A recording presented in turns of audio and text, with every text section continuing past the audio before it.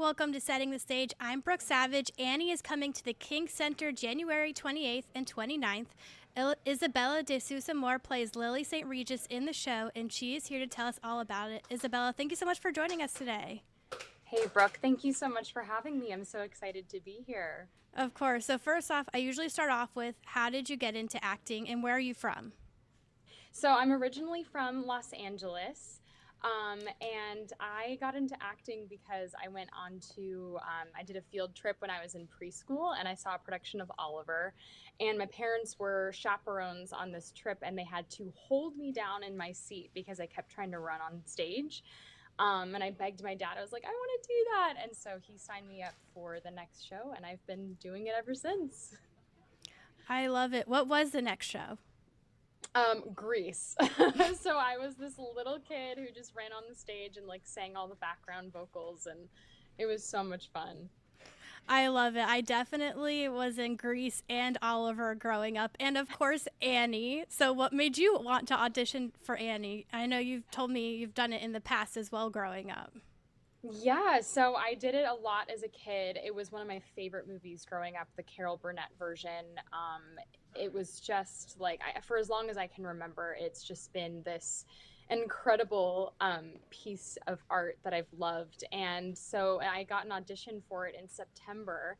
I got this email that was like, hey, do you want to audition for this? And I was like, yeah. And so I sent in a tape. And then about a week later, I got the call that I was going to join the tour. I love to hear that. And so, before this, you were telling me how Lily St. Regis is, a dream role for you. Why is that?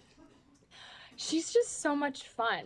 Like I said, I've done this show so many times, and every time I've done it, I'm like, what a fun character. It's just so different from anything I've ever played before, and there's that villain quality to her. And I've never played a villain before, so I thought it would be fun to, try a character with a different voice, with different intentions that are maybe a little bit darker. And so I'm just so thrilled to be bringing her to life. Awesome. And talk to us about the process of landing the role. Yeah, so when I had auditioned, a lot of the show had been cast already, and so I got an email from my agent, and she was like, "They need this tape by tonight." So I made a self tape the same day that I got the audition, sent it in that night, and then I got an email the next morning that was like, they want to see you for a final callback. But since I live out in LA and the callbacks were in New York, I wasn't able to make it out there. But it was so serendipitous. It just so happened to be that our fabulous director and choreographer, Jen Thompson and Patty Wilcox, were doing a show in Orange County, about an hour and a half away from where I live. And so I drove down there, and they were in tech for a little shop of horrors. And I went in and did my callback right before they started their tech week. And then the next morning, I got the call. Wow, it's just always so interesting how things usually work out. Um, Yeah, yeah. it's meant to be. Talk to us about what it takes to be in this show. Like, I often hear this from actors. You have to do a lot of dancing and singing, and all the while acting like you're not running out of breath and stuff. So, talk to us about that. Yeah, so it's a lot of taking care of yourself first and foremost, just making sure that you're getting a lot of sleep, that you're resting, you're eating well. For me, I like to exercise because that gets my body moving in the morning. So that combined with I do stretches before a show, lots of vocal warm-ups, making sure I'm drinking a lot of water, especially we've been doing a lot of cities where the climate's really cold right now and dry. So just making sure we're staying hydrated and all of that.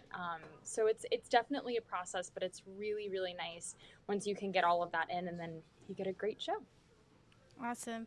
So you mentioned a little bit how you're Isabella. You mentioned a little bit how Lily is kind of like a villain character. It's your first time playing a villain character. How do you relate to her? I think at the end of the day, she is just trying to survive in the world. I think the show is set during the Great Depression, and just trying to justify, the actions of these characters who were doing such crazy things. But, you think about how, at the time everyone was just trying to survive, trying to get by. And even though, her choices and Rooster's choices and Hannigan's choices can be questionable at times, it all just comes down to, they are people that are trying to get by in the world.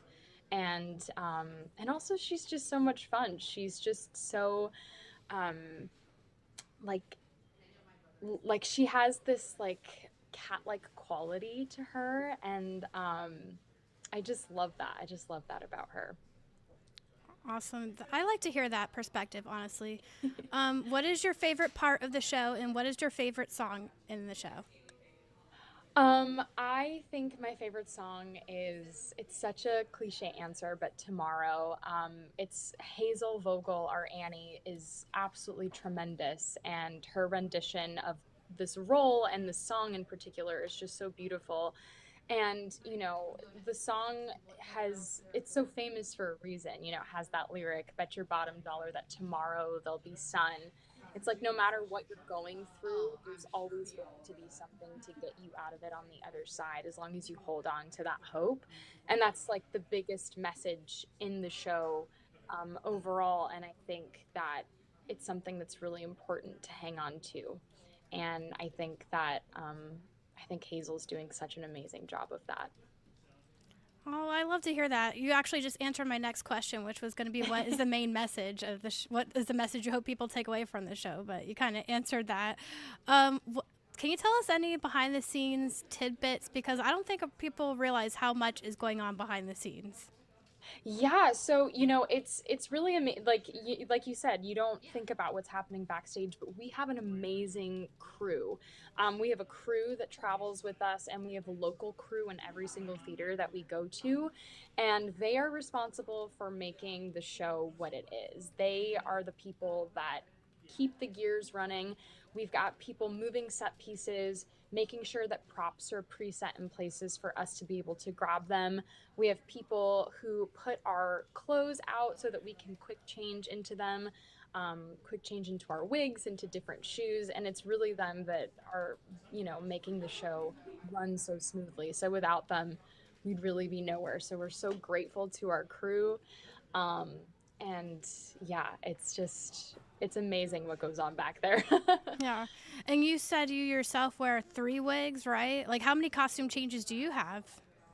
So I have about 3 different costume changes. I have one in our Hooverville scene at the beginning, and then I change into Lily, and then back into Mrs. Mudge, which is Lily's disguise as Annie's mother.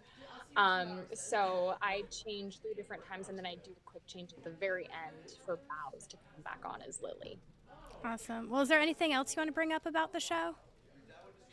Yeah, I think just going on about that theme of, hope and everything. It feels like such a wonderful show to be doing right now. I mean, the world has seen so much, in the past few years. There's been so much that's been going on, and it's hard to sometimes cling on to the positive. And so this show is everything that, we could possibly want right now. It's fun. It's full of heart. There's so much hope, and kids and dogs and all the good stuff. And so I think that we do a really good job of bringing people to the theater and reminding them that there always is something on the other side, and that if we stick together and we are kind and loving and have that message of hope, we can really get through anything. Absolutely. Well, I definitely appreciate that. Again, Annie will be at the King Center January 28th and 29th. I also posted the information on clickerlana.com/setting the stage. Isabella, thank you so much for joining us today and sharing your perspective with us. Thank you so much, Brooke. I really appreciate it. I had so much fun. Hmm.